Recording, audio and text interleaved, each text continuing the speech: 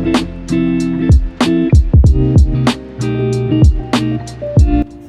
guys, perkenalkan aku Damita Livia Radinka dengan NPM 22351551605. Di sini aku akan membahas topik yang sangat menarik dan relevan dalam kehidupan kita sehari-hari, yaitu migrasi penduduk atau mobilitas penduduk. Migrasi penduduk itu adalah perpindahan orang dari satu tempat ke tempat lain, baik dalam satu negara maupun antar negara. Proses ini tuh telah terjadi sepanjang sejarah manusia dan banyak banget alasan serta dampak yang signifikan, dari faktor ekonomi hingga sosial, politik, dan lingkungan. Migrasi itu mempengaruhi kita dalam banyak cara yang mungkin nggak kita selalu sadar. Nah, dalam video ini aku akan mengeksplorasi tentang migrasi penduduk. Siapin catatan kalian dan tonton sampai habis ya. Migrasi dapat diartikan sebagai perpindahan penduduk dengan tujuan menetap dari suatu tempat ke tempat lain melampaui batas politik atau batas negara ataupun batas administratif atau batas bagian dalam suatu negara. Terdapat 3 faktor dasar yang mempengaruhi pertumbuhan penduduknya, yakni migrasi, kelahiran, dan kematian. Nah, migrasi itu dapat menjadi penyebab meningkatnya jumlah penduduk apabila jumlah perpindahan penduduk masuk lebih tinggi dibanding jumlah perpindahan penduduk keluar, yang berlaku pada pula sebaliknya. Bentuk-bentuk migrasi itu ada 2, yaitu pertama mobilitas permanen atau migrasi. Migrasi adalah perpindahan penduduk dari suatu wilayah lain dengan maksud untuk menetap di daerah tujuan. Contohnya nih, misalkan bayangkan nih sebuah keluarga yang pindah dari desa kecil di Jawa Tengah ke Jakarta.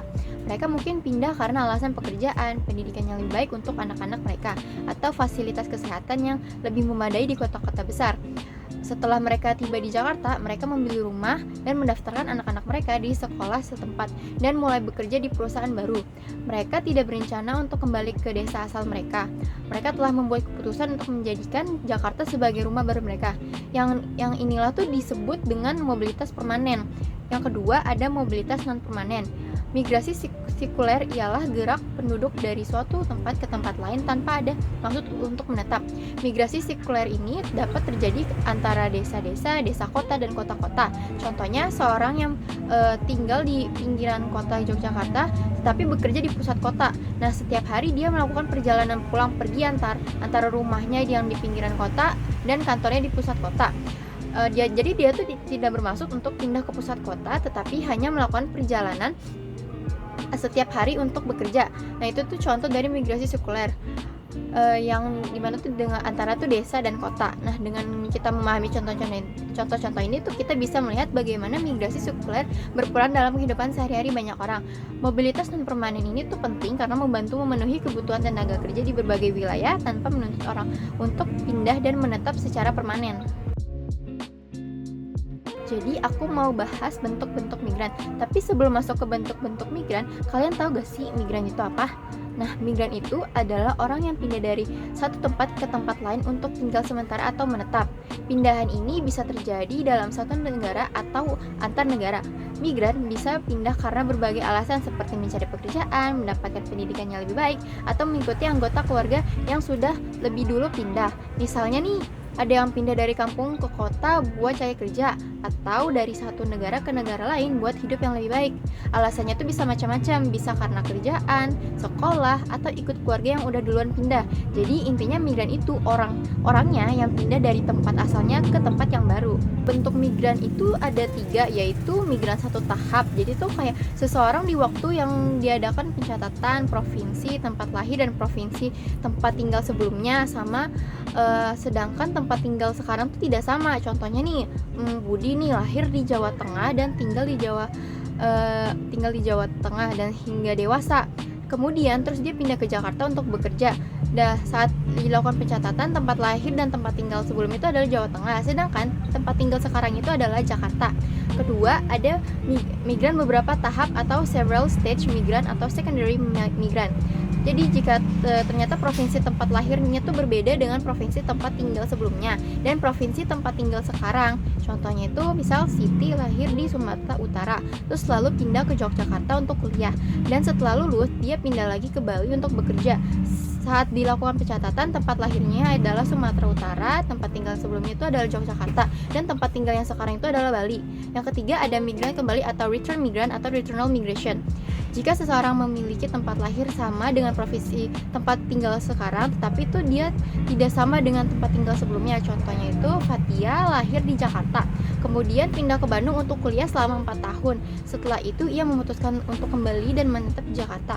Saat dilakukan pencatatan tuh tempat lahir dan tempat tinggal sekarang itu adalah Jakarta, tetapi tempat tinggal sebelumnya itu adalah Bandung. Kayak gitu, guys. Secara umum migrasi itu ada dua, yaitu migrasi internasional dan migrasi nasional. Nah, migrasi internasional itu adalah ketika seseorang pindah dari suatu negara ke negara lain. Jadi misalnya nih, kamu lahir dan besar di Indonesia, lalu kamu pindah ke Amerika Serikat untuk bekerja atau belajar. Itu disebut migrasi internasional. Jadi itu intinya kamu berpindah dari satu negara ke negara lain. Nah, migrasi internasional itu juga ada beberapa jenisnya, yaitu imigrasi yang merupakan masuknya penduduk dari negara lain ke suatu negara dengan tujuan untuk menetap. Terus kedua ada imigrasi, yaitu perpindahan penduduk atau keluarnya penduduk dari suatu negara ke negara lain dengan tujuan untuk menetap. Yang ketiga ada remigrasi, yaitu kembalinya penduduk dari suatu negara ke negara asal. Kedua ada migrasi nasional, yaitu tuh ketika seseorang pindah dari satu daerah ke daerah lain tapi masih dalam satu negara. Misalnya tuh kamu lahir di Surabaya, di Jawa Timur, dan kemudian pindah ke Jakarta untuk bekerja. Itu disebut sebagai migrasi nasional. Jadi walaupun kamu pindah, kamu masih tetap di dalam satu negara yang sama seperti migrasi nasional. Migrasi nasional juga itu ada jenisnya, yaitu urbanisasi, yaitu perpindahan penduduk dari desa ke kota. Dan kedua ada transmigrasi, yaitu perpindahan penduduk yang diprakarsai dan diselenggarakan oleh pemerintah dari daerah padat penduduk ke daerah tidak padat penduduk. Migrasi dari segi administratif itu bagaimana perpindahan seseorang dicatat oleh pemerintah. Jadi bayangkan kamu pindah rumah dari satu kota ke kota lain. Nah, dalam proses pindah ini kamu harus lapor dulu ke kantor pemerintahan, misalnya kantor kelurahan atau kecamatan. Nah, migrasi dari segi administratif itu juga ada beberapa macam, guys, yaitu pertama emigrasi atau migrasi ekstern atau international migration. Ini adalah perpindahan penduduk yang melewati batas negara. Jadi kalau seseorang pindah dari satu negara ke negara lain itu disebut emigrasi. Contohnya nih, Budi pindah dari Indonesia ke Singapura untuk bekerja. Jadi Budi melakukan emigrasi atau migrasi eksternal karena dia pindah ke negara lain. Kedua ada migrasi intern atau international migration.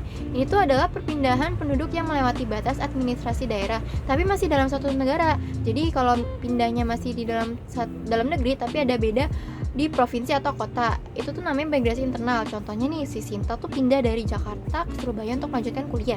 Jadi Sinta melakukan migrasi internal karena dia tuh pindah antar kota di dalam Indonesia. Ketiga ada migrasi lokal atau local migration. Ini tuh adalah perpindahan penduduk yang masih dalam satu daerah administratif yang sama. Jadi kalau pindahnya masih dalam satu kota atau satu kabupaten itu disebut migrasi lokal. Contohnya nih, si Andi tuh pindah rumah dari kelurahan A ke kelurahan B dalam kota Bandung. Jadi Andi melakukan migrasi lokal karena dia masih pindah di dalam satu kota yang sama. Migrasi itu ada faktor-faktornya. Orang berpindah-pindah tempat itu pasti kan memiliki sebuah faktor ya, dan mengapa dia bermigrasi. Faktor-faktornya itu antara lain itu ada faktor positif. Nah, faktor-faktor yang membuat seseorang merasa lebih nyaman atau mendapatkan keuntungan jika tinggal di suatu tempat. Biasanya sih tempat-tempat ini tuh menawarkan berbagai fasilitas atau peluang yang menarik. Contohnya nih ada sekolah ya berkualitas di dekat rumah, tersedia banyak juga kesempatan kerja di daerah tersebut. Iklimnya juga nyaman dan tidak terlalu panas atau dingin. Fasilitas umum seperti rumah sakit, pasar, dan taman mudah tuh dijangkau. Jadi orang akan cenderung ingin tinggal di tempat dengan banyak faktor seperti ini karena merasa hidupnya akan lebih baik. Kedua ada faktor negatif. Ini tuh faktor-faktor yang membuat seorang merasa tidak nyaman atau merugikan jika tinggal di suatu tempat. Hal-hal ini tuh bisa membuat orang berpikir untuk pindah ke tempat lain yang lebih baik. Contohnya itu kayak tingkat kriminalitas yang tinggi di daerah tersebut, kondisi lingkungan yang buruk seperti polusi udara dan air tercemar, dan kesulitan mendapat pekerjaan yang sesuai. Kurangnya fasilitas umum seperti rumah sakit, sekolah, dan pasar juga bisa menjadi faktornya. Orang biasanya ingin meninggalkan tempat dengan banyak faktor negatif seperti ini karena merasa hidupnya akan lebih baik, lebih sulit atau kurang nyaman. Ketiga itu ada faktor netral, yang dimana faktor-faktor yang tidak terlalu berpengaruh terhadap keputusan seseorang untuk tetap tinggal atau pindah. Faktor-faktor ini tuh tidak memberikan keuntungan atau kerugian yang signifikan. Contohnya nih, bentuk jalan atau tata letak bangunan yang biasa-biasa saja. Faktor netral ini tuh biasanya tidak menjadi pertimbangan utama saat seseorang memutuskan untuk pindah atau tetap tinggal di suatu tempat. Jadi kesimpulan yang bisa aku tarik dari pembahasan kita ini yaitu tuh migrasi adalah perpindahan penduduk dari satu tempat ke tempat lain, baik dalam negara maupun antar negara. Dan juga ada beberapa banyak migrasi seperti migrasi permanen yang berarti seorang pindah dan tinggal di tempat baru untuk selamanya, atau migrasi sekuler yang dimana seseorang berpindah-pindah tanpa berniat menetap. Nah, migran juga dibedakan menjadi beberapa bentuk, yaitu migran tahap satu tahap, migran beberapa tahap, dan migran kembali yang masing-masing menunjukkan berbagai alasan dan perjalanan dalam berpindah. Faktor yang mempengaruhi migrasi itu bisa positif, negatif, atau netral. Faktor positif itu bisa berupa kesempatan kerja atau fasilitas pendidikan, sedangkan faktor negatif itu bisa berkaitan dengan lingkungan yang tidak nyaman. Sementara faktor netral tidak terlalu berpengaruh pada keputusan pindah. Intinya tuh migrasi dipengaruhi oleh berbagai faktor yang mendorong atau menarik seseorang untuk berpindah, baik karena kondisi di tempat asal yang kurang baik atau karena keharapan untuk kehidupan yang lebih baik di tempat tujuan. Nah, itu pembahasan mengenai migrasi. Gimana? Mudah dipahami kan? Sekian dari aku. Bila ada salah kata atau informasi yang salah mohon dikoreksi atau mohon dimaafkan. Terima kasih.